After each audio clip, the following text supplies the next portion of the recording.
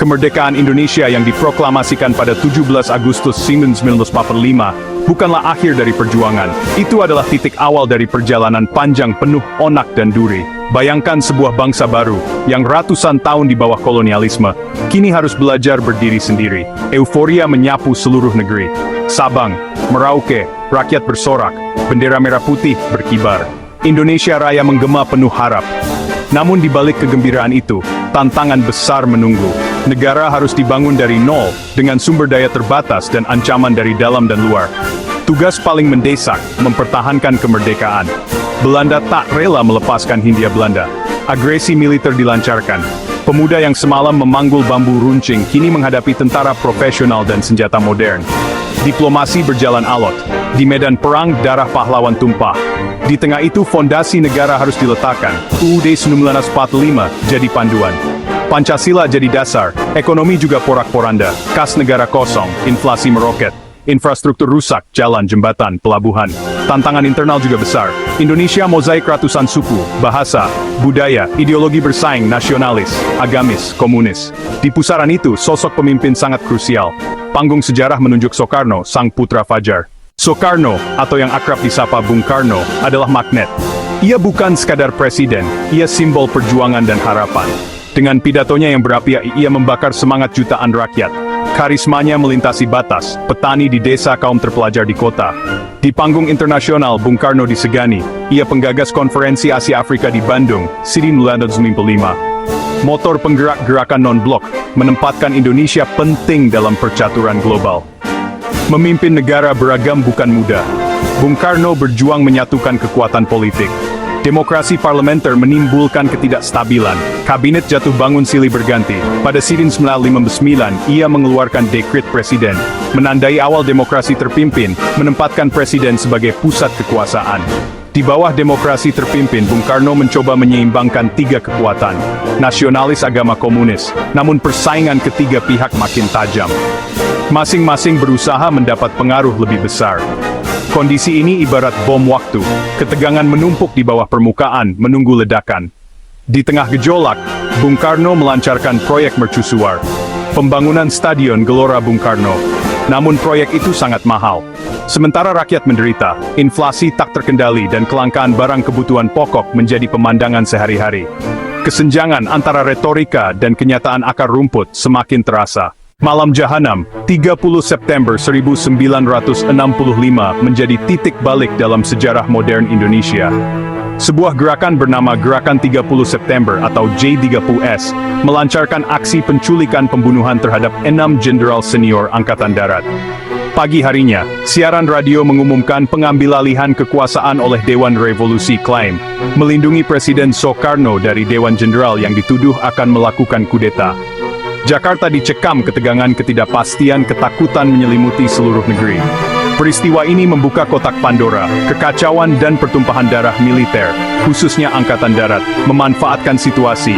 Mayor Jenderal Soeharto, Panglima Kostrad, memimpin tindakan cepat. Pasukan loyal kepada Soeharto menguasai objek vital di Jakarta.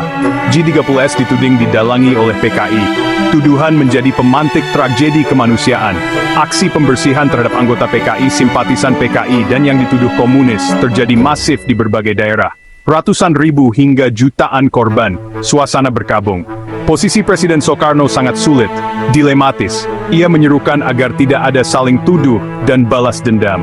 Ia menolak membubarkan PKI, mungkin karena Nasakom, pengaruh dan wibawa Soekarno mulai terkikis. Angkatan Darat di bawah Soeharto tampil sebagai kekuatan dominan. Panggung kekuasaan yang dulu ia kuasai sepenuhnya, kini perlahan-lahan mulai bergeser dari genggamannya. Pada tanggal 11 Maret 1966 di tengah situasi negara yang makin genting, sebuah dokumen penting lahir yang mengubah arah sejarah Indonesia. Dokumen itu dikenal sebagai Surat Perintah 11 Maret atau Super Semar. Surat itu memberi mandat kepada Mayor Jenderal Soeharto, yang saat itu menjabat sebagai Menteri dan juga Panglima Angkatan Darat, untuk mengambil tindak yang dianggap perlu terhadap situasi keamanan serta menjamin kewibawaan pemerintah dan keselamatan pribadi Presiden Soekarno. Lahirnya Super Semar masih diselimuti versi cerita dan kontroversi, menjadikannya salah satu misteri besar sejarah politik Indonesia. Dengan Super Semar di tangan, Soeharto bergerak bergerak cepat dan tegas. Surat itu menjadi dasar legal baginya untuk langkah-langkah drastis. 1 hari setelah menerima surat, langkah pertama, membubarkan Partai Komunis Indonesia sekaligus membubarkan seluruh organisasi masanya. Pembubaran PKI merupakan tuntutan utama para demonstran dan juga agenda angkatan darat pasca pilpres. Langkah ini mengakhiri pilar komunis dalam konsep NASO yang diusung Soekarno. Setelah itu Soeharto mengamankan sejumlah menteri yang dianggap loyal kepada Soekarno. Kabinet Dwi Korah perlahan dilucuti kekuasaannya. Secara de facto kekuasaan negara kini berada di tangan Soeharto. Ia seolah menjadi presiden dalam sangkar mas dihormati. Sebagai tenis adventikam tekeyetik jatuh. Puncak dari proses peralihan kekuasaan ini terjadi pada bulan Maret 1967. Melalui sidang istimewa MPRS, Soekarno secara resmi dicabut mandat kepresidenannya. Setahun kemudian pada bulan Maret 1968, MPRS secara resmi mengangkat Jenderal Soeharto sebagai Presiden Republik Indonesia yang kedua. Ini menandai berakhirnya era kepemimpinan Soekarno yang telah berlangsung selama lebih dari 2 dekade. Era demokrasi terpimpin, dan segala retorika revolusionernya telah usai digantikan oleh sebuah tatanan baru, yang kemudian dikenal sebagai Orde Baru. Rakyat Indonesia menyaksikan akhir dari sebuah babak sejarah yang penuh gejolak, dan menyambut babak baru dengan campuran antara harapan dan ketidakpastian. Bagi Soekarno pribadi, ini adalah akhir yang, tragis. Sang singa podium yang dulu pidatonya bisa menggetarkan dunia, kini harus menghabiskan sisa hidupnya dalam status tahanan rumah di Wisma Yaso, Jakarta. Ia diisolasi dari dunia luar, dijauhkan dari panggung politik yang pernah menjadi napas hidupnya. Aksesnya untuk bertemu keluarga dan sahabat pun sangat dibatasi.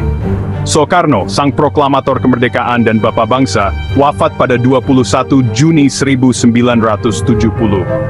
Peralihan kekuasaan dari Soekarno ke Soeharto membawa dampak yang sangat besar bagi bangsa Indonesia. Di bawah Orde Baru, stabilitas politik menjadi prioritas utama. Soeharto dengan dukungan penuh dari militer, berhasil menciptakan pemerintahan yang sangat sentralistik dan kuat. Hasilnya memang terlihat. Indonesia berhasil mencapai swasembada beras, angka melek huruf meningkat, infrastruktur dibangun secara masif. Namun, stabilitas ini harus dibayar mahal. Kebebasan berpendapat dan berpolitik diberangus, oposisi dibungkam korupsi, kolusi nepotisme, tumbuh subur. Kisah lengsernya Soekarno adalah pelajaran berharga tentang betapa kompleksnya politik dan betapa rapuhnya kekuasaan.